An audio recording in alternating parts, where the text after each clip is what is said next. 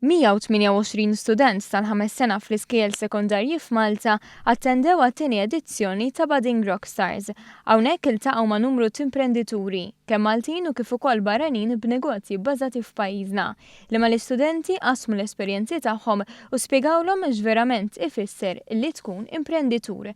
Wieħed minnhom kien il-Franċiż Benjamin Carlotti, id-direttur ta' kumpanija tal-logħob li ilha bbażata f'Malta 4 snin. Hopefully they get the most out of it. They got a few tips. They got reassurance that starting a business could potentially become great. They also had, I hope, good tips to make sure that they don't fall into the same traps that we've made, because we've all made mistakes. So I hope that's the main things they get out of it, yeah. L-għalima fl-iskejjel sekondarji għenu fl-għażla ta' studenti potenzjal li huma promettenti fis-suġġetti tal-matematika, l-ICT u l-business.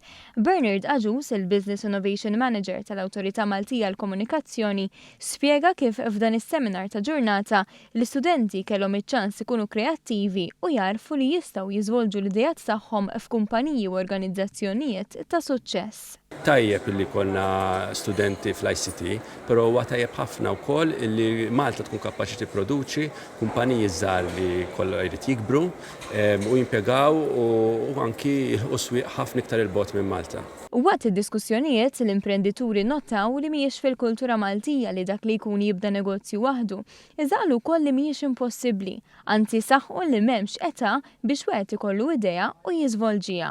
The first thing is you have to believe in yourself. You believe that you can do it, and again, there's no age. I think Kentucky Fried Chicken was started when you were 65 years old. Facebook was started when you was 19. So there's no perfect age, and therefore there's no limitation. It's not because they are young that they don't have a creative mind and they don't come up with a good idea.